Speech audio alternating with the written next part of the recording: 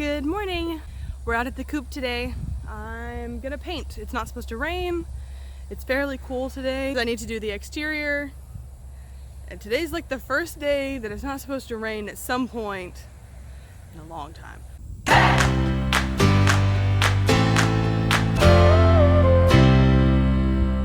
So first thing, I have to take this plastic off the top, and I've got a towel. I'm gonna kind of dust down, just make sure there's not a bunch of dirt on anything. And I gotta move some stuff around, so we'll get to the painting part as soon as possible.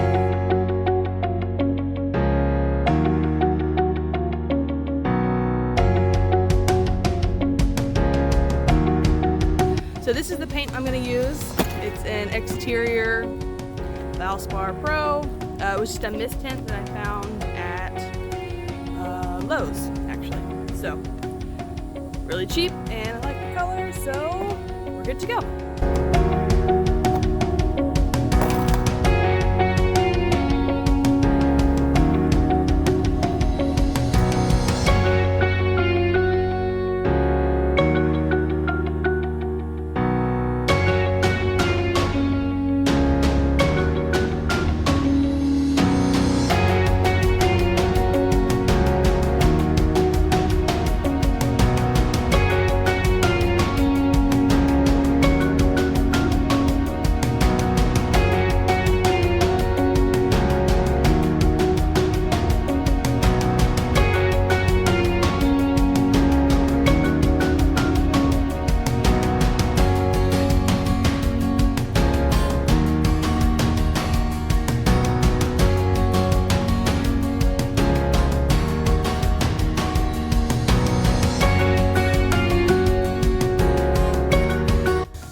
Well, the first coat is all on. Now just to wait for it to dry, and I need to go in and touch up some areas where the roller couldn't reach, but nothing big. While I'm waiting on it to dry, I'm gonna go inside and get some water and cool off for a minute. Inside we go.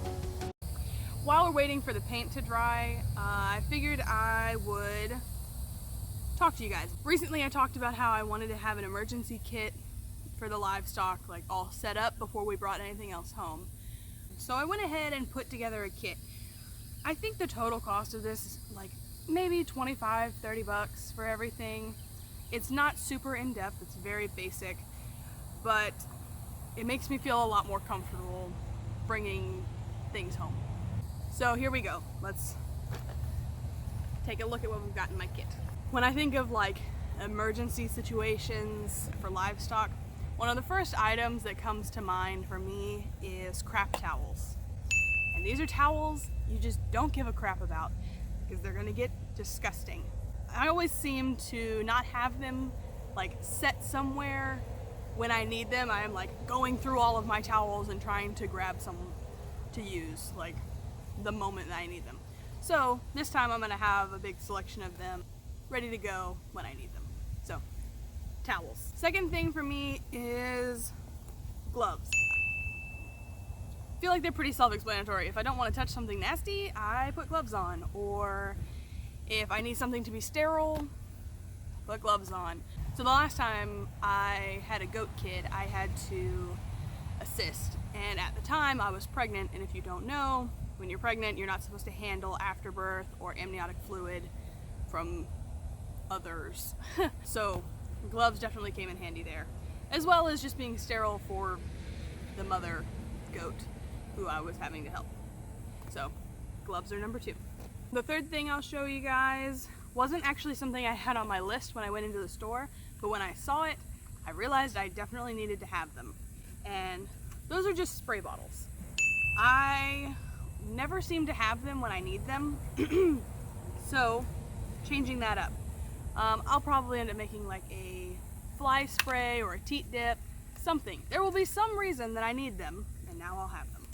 The next 2 things I have in here were actually in my kitchen. I just had to separate them into smaller containers so that I could have some outside. The first is cornstarch. That's good to just stop bleeding. If I need to trim hooves and I get a little too close, I can put this on there. And the second thing is baking soda. This is good, especially for goats if they get bloated, if they get into some grain that they're not supposed to.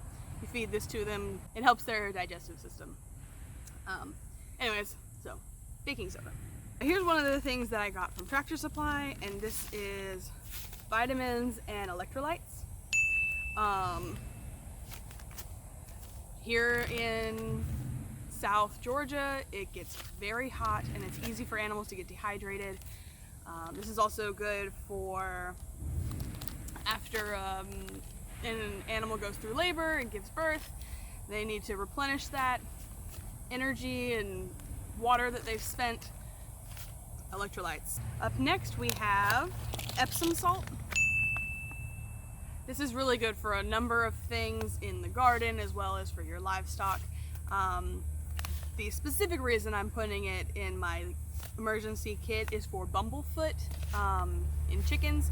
You just put them in a warm soak with the Epsom salt and it'll help alleviate that. Next up I have aspirin, which simple enough is just pain relief and inflammation reducer. As someone who went through EMT school, aspirin makes me a little nervous to use for injuries just because it thins your blood. But I guess as long as it's not like a head injury, then everything should be fine. And I'm so cautious, I probably won't even give this unless I get the okay from a vet or other professional. The next two things in here that I've got are both like antiseptic, disinfectant type things. So we have alcohol. Now this is a 50% alcohol, and a hydrogen peroxide.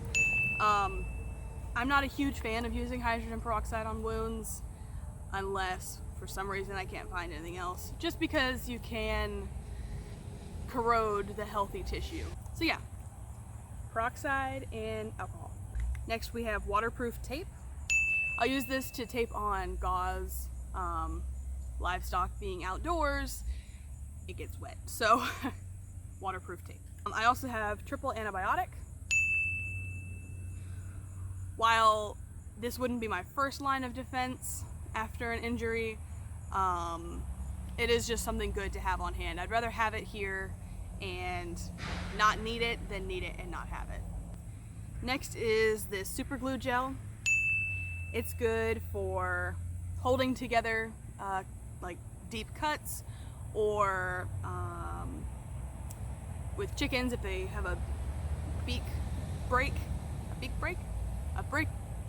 if their beak gets broken, using super glue to hold it together while it heals is a good hack.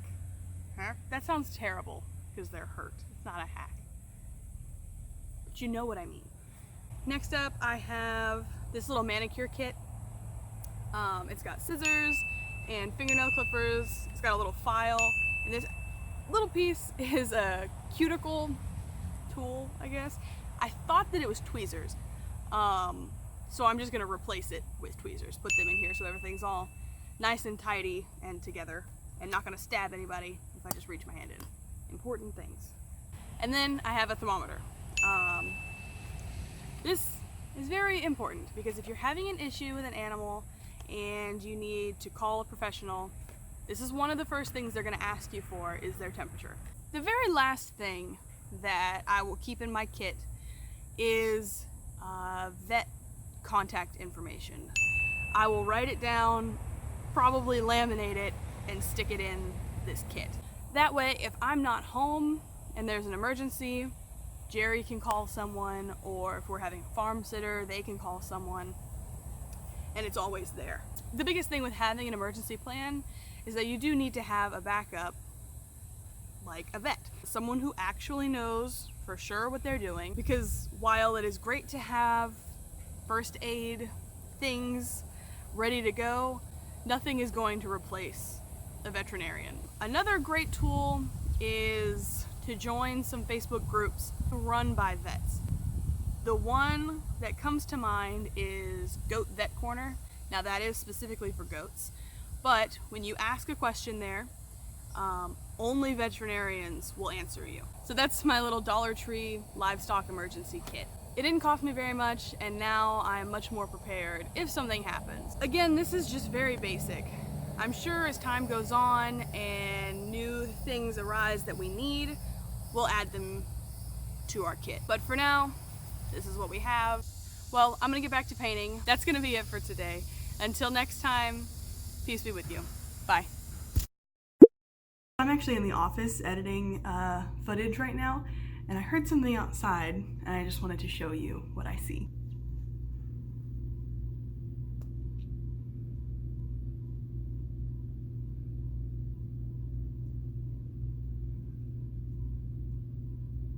I didn't really love the way that the door turned out, so he's out there trying to rearrange it and make it work. Isn't he so nice?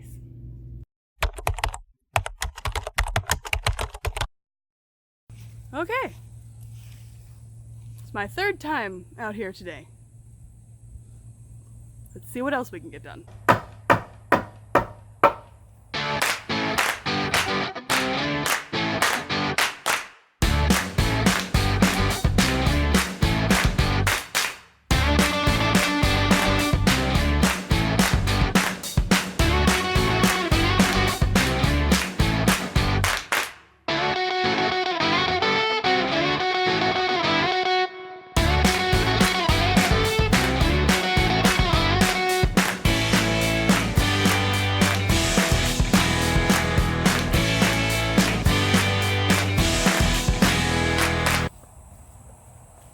Judah, stop please. Okay, well that's much better. I think we're gonna... Ah!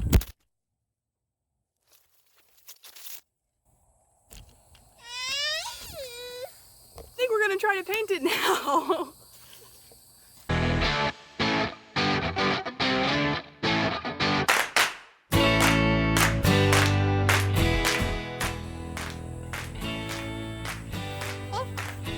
Those are my shoes. Where are you going?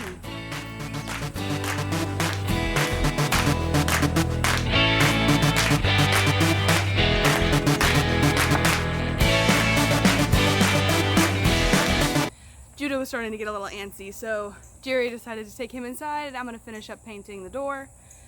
And that's going to be it for today. So let's hurry up and paint this door before it's dark.